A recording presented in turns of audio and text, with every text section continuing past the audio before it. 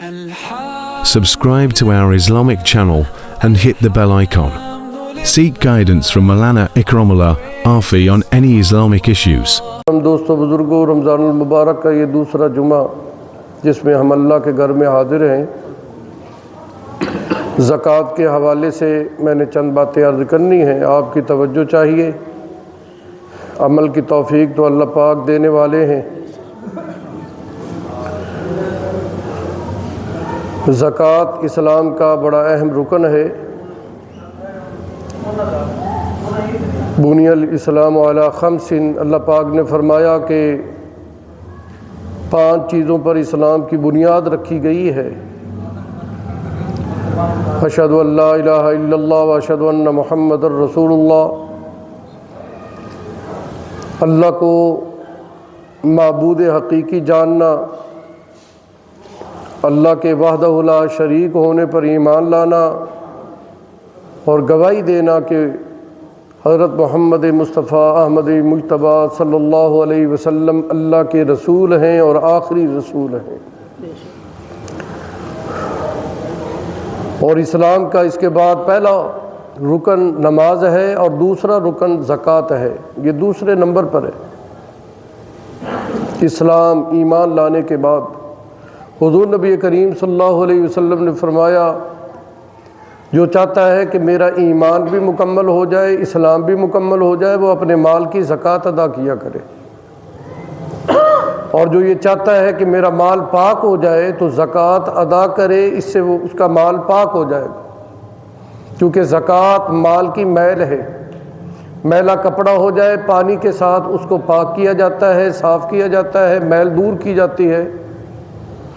جب بندہ رزق کماتا ہے، کمائی کرتا ہے رزق حلال کے راستے سے، اور اس کی برکت سے جو اس کو مال ملتا ہے، اس مال میں بھی میل پیدا ہو جاتی ہے۔ اس میل کو دور کریں گے تو مال پاک ہو جائے گا، اور اس مال کی میل زکوٰۃ ہے کہ زکوٰۃ نکالیں گے تو مال پاک ہوگا۔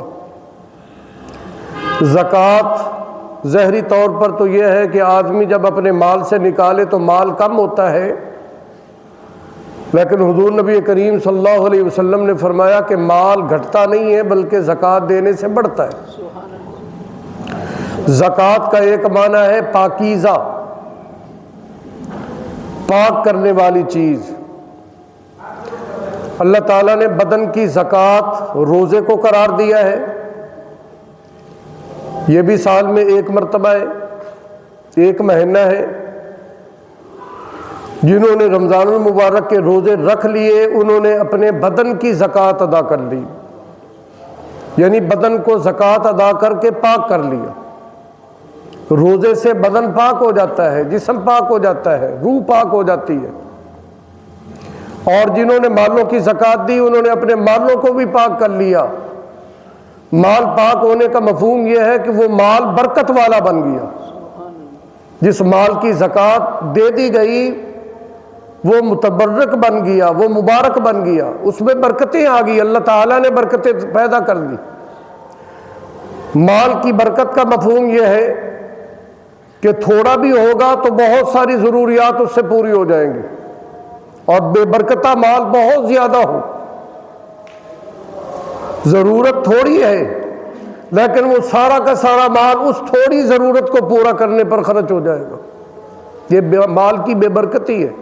مثال کے طور پہ گھر میں کوئی بیماری آ گئی، بچہ بیمار ہو گیا، علاج معالجہ شروع کر دیا، اگر آپ کا مال بے برکتہ ہے تو وہ اسی کے علاج پر ہی لگتا رہے گا بس، کیونکہ شفا تو اللہ کے ہاتھ میں، اور مال برکت والا ہے تو تھوڑے خرچے پر بھی اللہ تعالیٰ اس بچے کو شفا دے دیں گے، تمہیں سکون مل جائے گا۔ ضرورت پورا کرنے کے لیے اگر مال خرچ کرے اور ایسا مال ہے کہ وہ بے برکتہ ہے تو وہ خرچ ہوتا ہی رہے گا۔ دوسرا یہ ہے کہ مال مشکوک، حرام طریقوں سے کمایا ہوا مال، حاصل کیا ہوا مال، اس کا مصرف حرام کام ہوں گے، یہ یاد رکھیں۔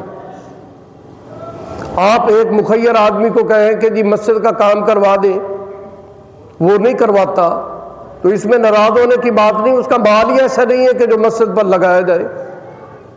یہ اللہ کی طرف سے ایسے فیصلہ ہے۔ جو حلال مال ہوگا حلال کاموں میں صرف ہوگا، حرام طریقوں سے حاصل کیا گیا مال وہ نیکیوں میں صرف نہیں ہوگا، نیک کاموں میں نہیں لگے گا، وہ حرام کاموں میں لگے گا، وہ شراب میں لگے گا، جوئے میں لگے گا، بدکاری زناکاری میں لگے گا، جھوٹے مقدمات پہ صرف ہوگا۔ اور جو حلال مال ہے وہ حلال کاموں پہ آئے گا۔ ایک آدمی کے پاس ایک نابینا آیا مانگنے کے لیے سائل بن کر، اس کو اسے دیکھ کر ترس آیا اور اس نے مال دے دیا۔ وہ نابینا گیا بازار میں، شراب کی بوتل کہیں سے حاصل کی اور اس نے شراب پی اور بدکاری کی۔ اس نے تو مستحق سمجھ کر لیا تھا،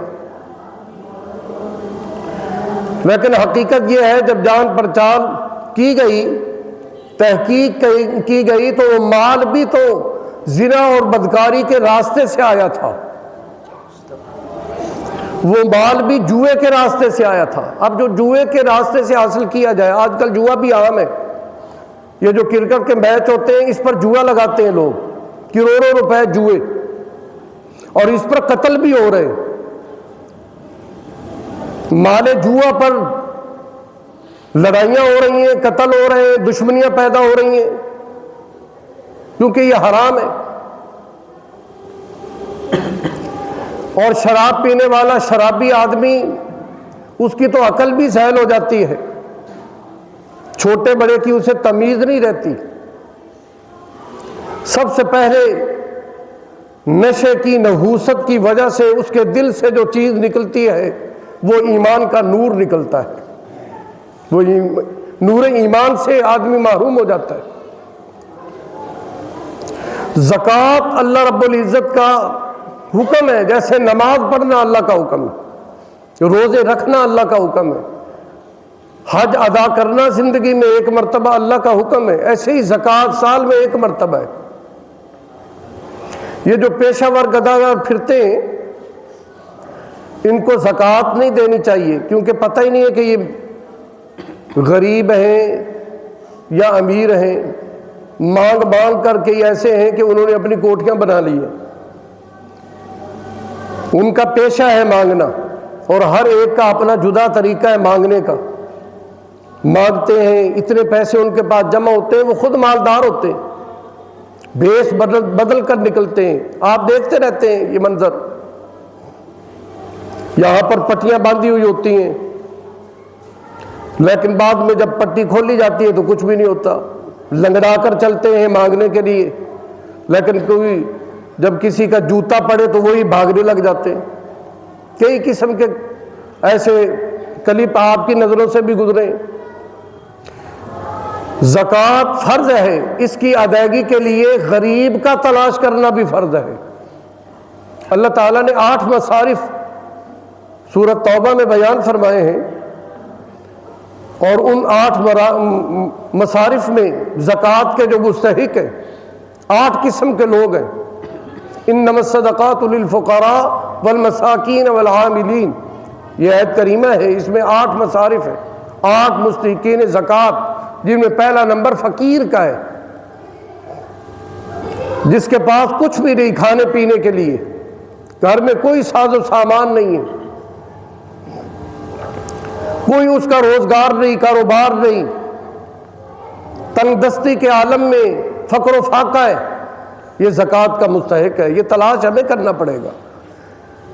جن پر زکوٰۃ ادا کرنا فرض ہے ان پر تلاش کرنا بھی فرض ہے۔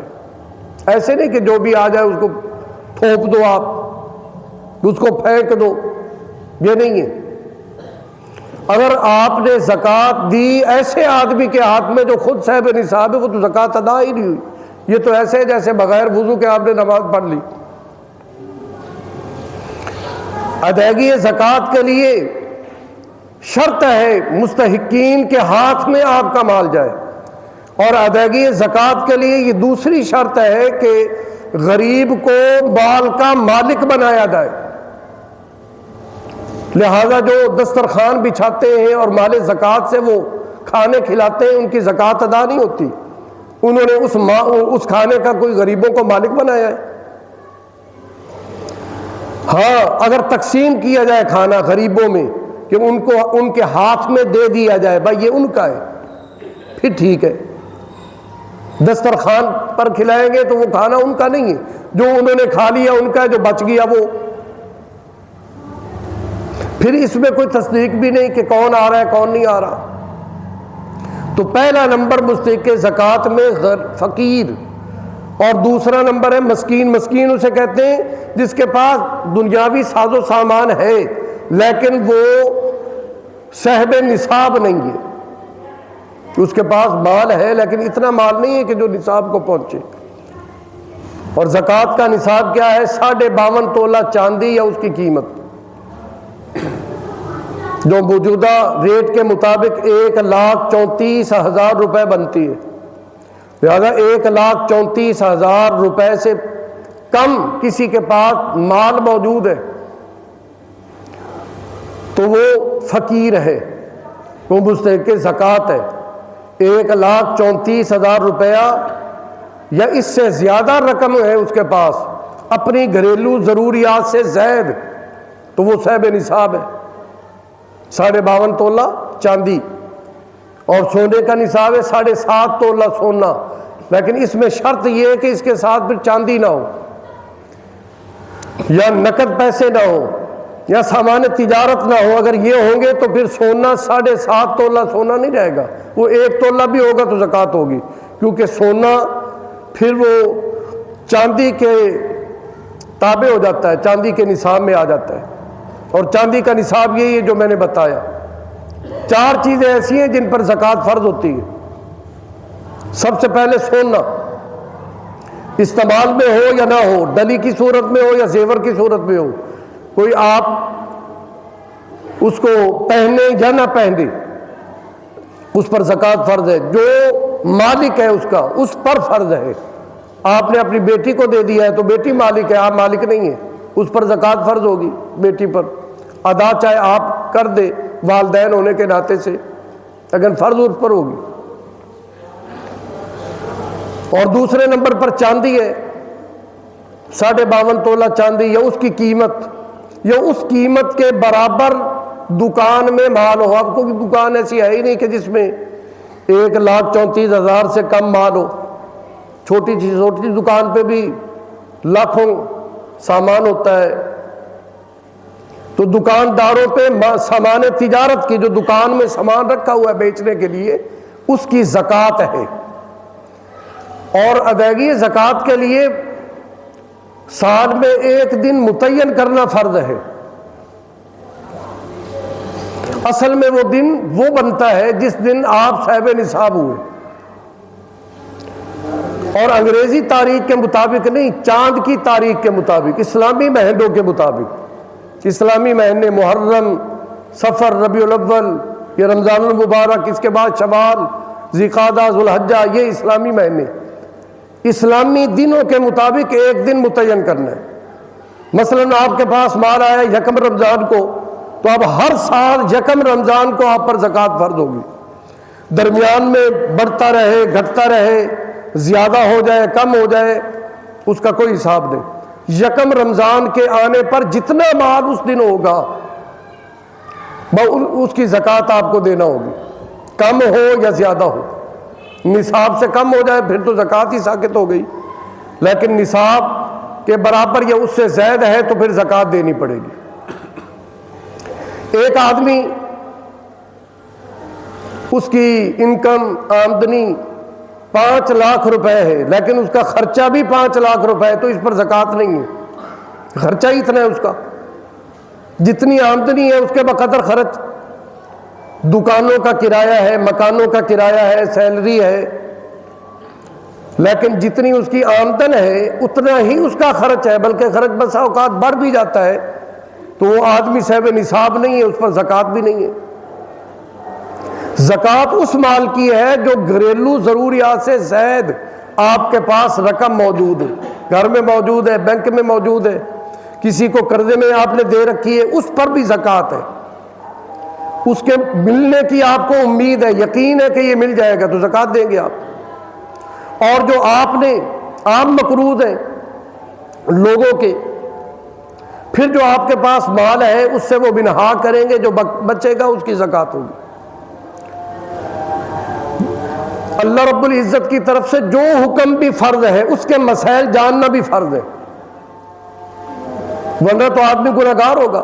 نماز فرض ہے تو نماز جاننا، نماز سیکھنا، نماز کے مسائل علم میں لانا یہ بھی فرض ہوگا، تبھی ہی نماز صحیح ہوگی۔ اور نماز کے لیے وضو شرط ہے، وضو فرض ہے، اس لیے وضو کے مسائل بھی ضروری ہیں۔ زکوٰۃ جن پر فرض ہے، زکوٰۃ کے مسائل جاننا بھی فرض ہے۔ زکوٰۃ کن پر لگتی ہے؟ تعمیراتی کاموں پر کوئی زکوٰۃ نہیں لگے گی۔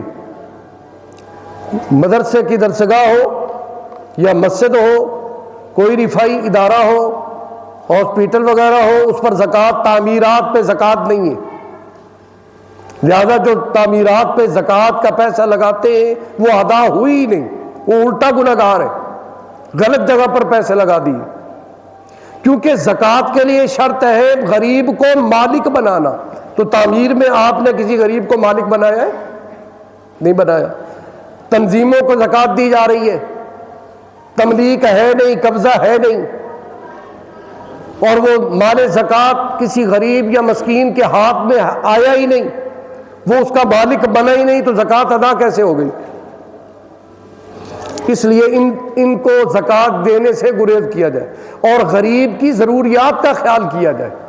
یہ نہیں کہ ایک چیز آپ نے لے کر دی، اس کو اس کی ضرورت ہی نہیں، آپ آٹا لے کر دے رہے ہیں، اس کے گھر میں آٹا موجود ہے، آپ اس کو گھی لے کر دے رہے ہیں، گھی اس کے گھر میں موجود ہے، یہ آپ مذاق کر رہے ہیں اللہ کے فرض کے ساتھ، اللہ کے حکم کے ساتھ۔ زکوٰۃ ایک قرض ہے جو ہم نے ادا کرنا ہے، اس کو صحیح طریقے پر ادا کریں، اور یہ حکم ہے غریبوں اور مسکینوں کی جو ضروریات ہیں زکوٰۃ کے مال سے وہ ضروریات پوری کریں اور ان کو نقد دیں۔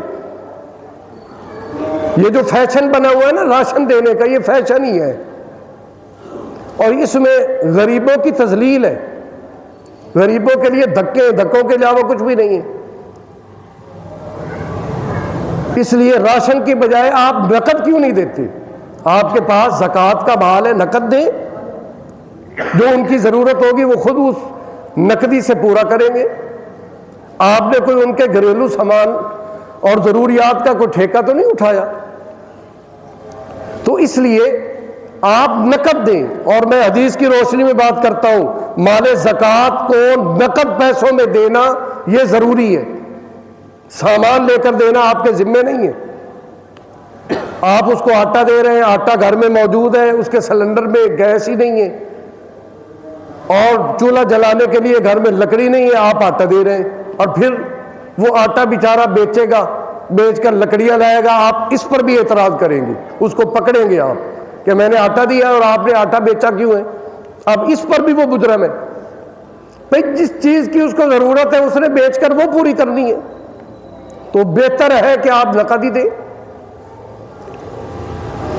حضور نبی کریم صلی اللہ علیہ وسلم نے فرمایا جن کو اللہ نے مال دیا اور وہ زکوٰۃ ادا نہ کریں، قیامت کے دن ان کے ساتھ بہت ہی برا سلوک ہوگا۔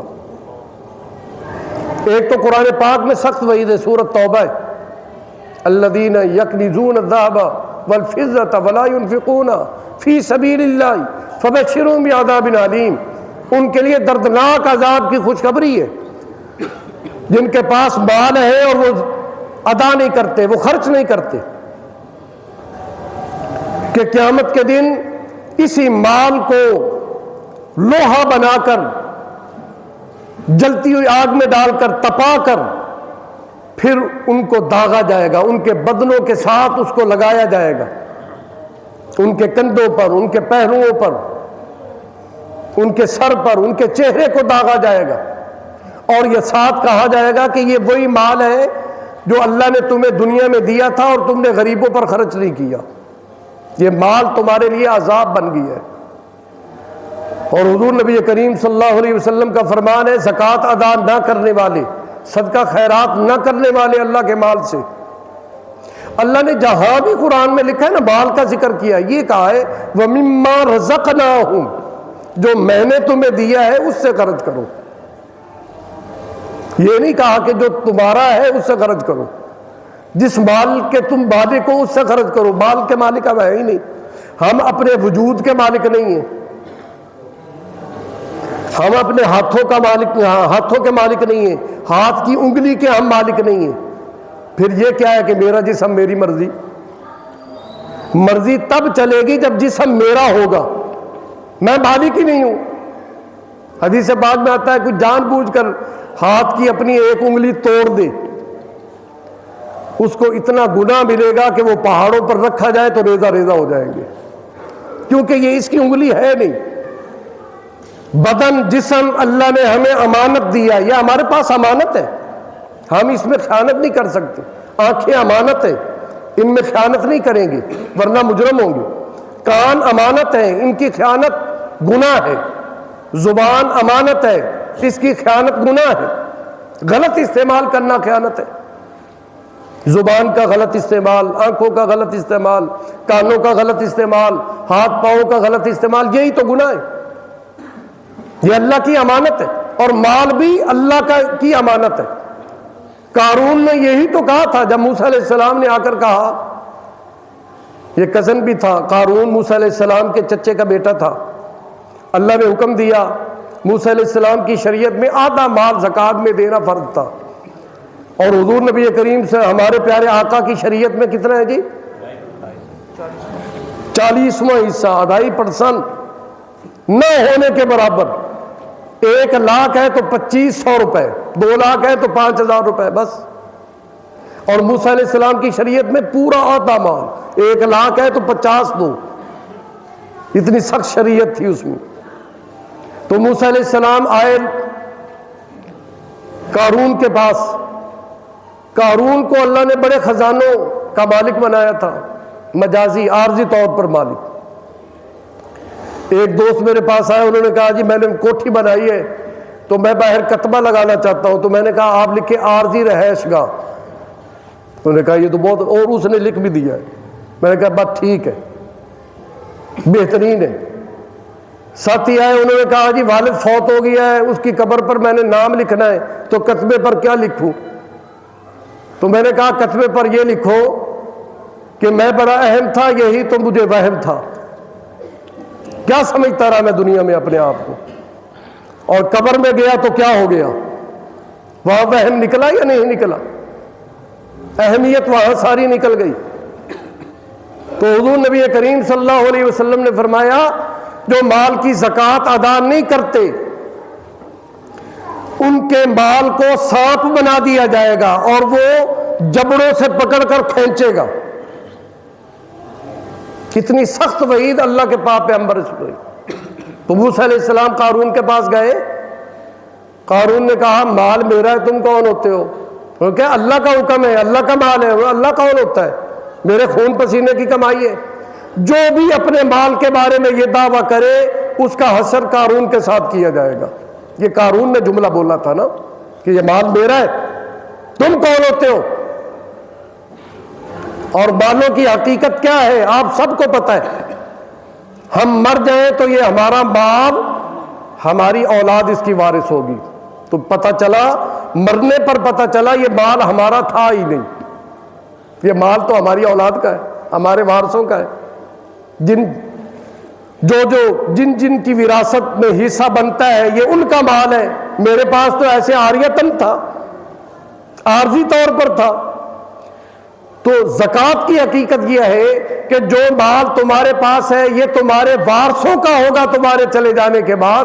تو اپنی زندگی میں ہی تم اس مال سے غریبوں کا حق بنا لو، مسکینوں کو حق دے دو.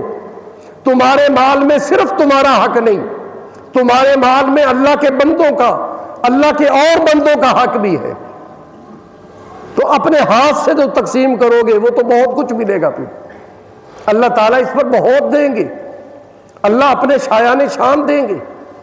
تو آپ دو، 1 پیسہ دو گے تو اللہ تعالیٰ اخلاص کی بنیاد پر پتہ نہیں اس کو بڑھا چڑھا کر کتنا کریں گے۔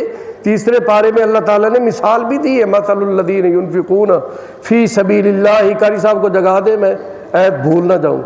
مثل الذین ینفقون اموالہم فی سبیل اللہ کمثل حبۃ انبتت سبع سنابل، کیا ہے کہ تم ایک دانہ زمین میں بو کر آتے ہو اور وہ اس سے پودا نکلتا ہے گندم کا، اور اس پر 7 بالیاں اللہ پیدا کر دیتے ہیں، اور پھر ہر بالی میں 100 دانہ ہوتا ہے۔ تم نے تو ایک دانہ دیا تھا زمین کو، اللہ نے اپنے فضل سے 700 دانوں کا تمہیں مالک بنا دیا۔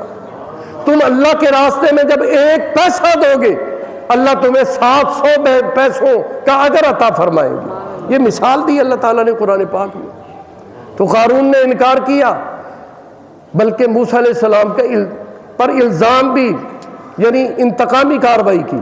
قارون نے انتقامی کہ اسے جرت کیوں ہوئی کہ مجھ سے مال لینے کی، مجھ سے زکوٰۃ وصول کرنے کی جرت کیسی ہوئی؟ یہ قارون میں تکبر آیا۔ دولت ایسا نشہ ہے جو شراب کے نشے سے بھی بدتر ہے۔ یہ آدمی کے گردن میں سریا پیدا کر دیتا ہے۔ اس سریے کو ختم کرنے کے لیے تو زکوٰۃ رکھی اللہ نے کہ تمہارا مال صرف تمہارے لیے نہیں ہے، غریبوں کے لیے بھی ہے۔ اور زکوٰۃ کا عجیب اللہ تعالیٰ نے حکم دیا ہے، سبحان اللہ، اس سے محبتیں بڑھتی ہیں، محبتیں پیدا ہوتی ہیں۔ آپ جس کو دیں گے ظاہری طور پر دیں، مخفی طور پر دیں، اس کے دل میں آپ کی محبت بیٹھے گی یا نہیں بیٹھے گی؟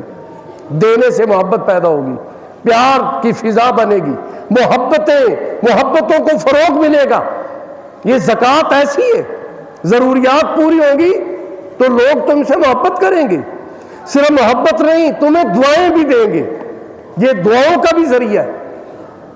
اور غریبوں کی دعائیں، مظلوموں کی دعائیں، سبحان اللہ، یہ ان کی دعائیں تو عرش کو ہلا کر رکھ دیتی ہیں۔ اللہ تعالیٰ ان کی دعاؤں کو قبول کرتے، اس لیے فرمایا اپنا مال بھی تم ان پر خرچ کرو جو تمہیں دعائیں دینے والے ہوں، نیکوکار بندے۔ حضور نبی کریم صلی اللہ علیہ وسلم نے فرمایا تیرے گھر کا کھانا متقی کھائے، کیوں وہ کھائے گا تو اس کی نیکی میں تمہارا حصہ بھی تو ہو جائے گا۔ مدرسوں میں صبح سے شام تک قرآن پڑھنے والے، ان کو دینا اور ایک بے نماز غریب کو دینا، ان میں کوئی فرق نہیں ہے۔ امام غزالی رحمۃ اللہ علیہ نے لکھا ہے ایک قرآن پڑھنے والے طالب علم کی خدمت کرنا 1000 غریبوں سے بہتر ہے۔ وہ غریب جو دین والے ہیں ہی نہیں، جو نیکی والے نہیں ہیں، نیکوکاروں پہ اپنی زکوٰۃ خرچ کرو جبکہ وہ مستحق ہو۔ تو قارون نے کیا کیا؟ موسیٰ علیہ السلام مجمع عام میں کھڑے ہو کر تقریر کر رہے تھے، آپ کے ہاتھ میں ڈنڈا ہوتا تھا، عصا ہوتا تھا، یادگار تھی یہ بھی، کیونکہ وہ جنتی ڈنڈا تھا، آپ اپنے پاس رکھا کرتے تھے۔ تو ایک عورت کو چند پیسوں کے لالچ میں اس نے تیار کیا، اور وہ آئی اسی بڑے مجمع میں اور کھڑے ہو کر کہا اس نے کہ میرے ہاتھ میں جو بچہ ہے دیکھ لو، یہ بچے کا باپ موسیٰ ہے، اس نے مجھ سے بدکاری کی ہے، نعوذ باللہ۔ تو موسیٰ علیہ السلام نے اپنا آواز روک دیا اور اس کو کہا بیٹھنا نہیں ہے، کھڑی رہو۔ اور پھر آپ نے بلند آواز سے کہا کہ تجھے میں اس مالک کائنات کی قسم دیتا ہوں جس نے تجھے پیدا کیا ہے، یہ بات تجھے کس نے سکھلائی ہے، کس نے بھیجا ہے؟ تو اس عورت پر ایسا کوئی روب طاری ہوا موسیٰ علیہ السلام کے جلال کا کہ اس کی زبان سے سچ نکلا کہ قارون نے مجھے پیسے دیے، اور اس نے کہا کہ الزام لگا۔ تو موسیٰ علیہ السلام کو پھر بہت ہی جوش آیا، جلالی پیغمبر تھے، غصے والے تھے، اور ان کا غصہ تو مشہور ہے کہ وہ ملک الموت آیا کیا لینے؟ جان لینے۔ تو آپ نے تھپڑ مارا اور آنکھ نکال دی کہ وہ انسانی شکل میں تھا، یہ بھی حدیث پاک میں۔ تو موسیٰ علیہ السلام کو غصہ آیا اور آپ نے کہا اللہ قارون پر اب عذاب نازل فرما، اگر میں تیرا نبی ہوں تو میری بات مان، قارون کو پکڑ۔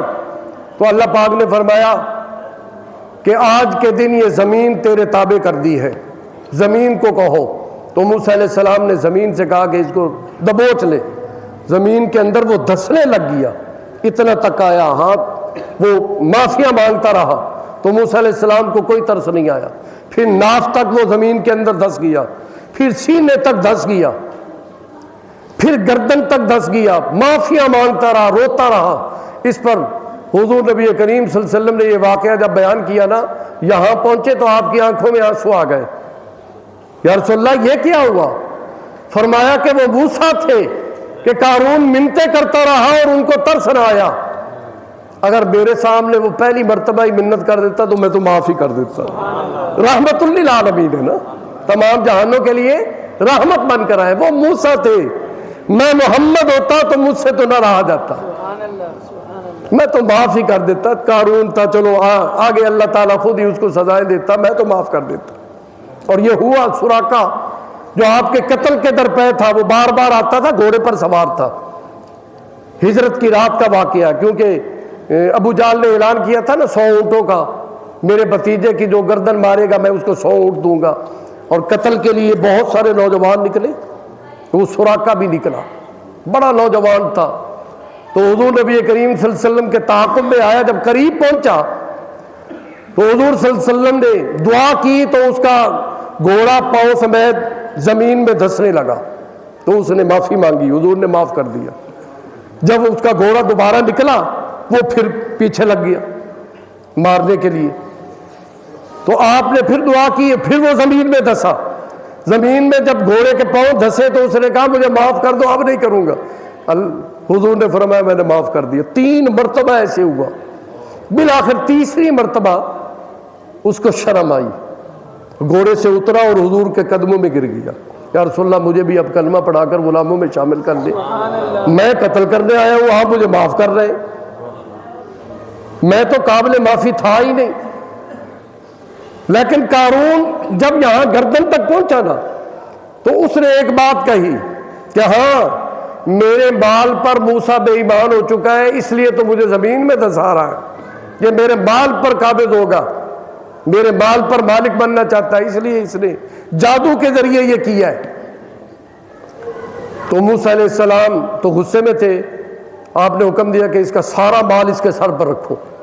اس کا مال کتنا تھا, یعنی اس کے خزانوں کی چابیوں کو اٹھا کر چلنے والے اونٹوں کی ایک قطار تھی, اتنی چابیاں. تو تالے کتنے ہوں گے, خزانے کتنے ہوں گے, اتنے خزانوں کا مالک.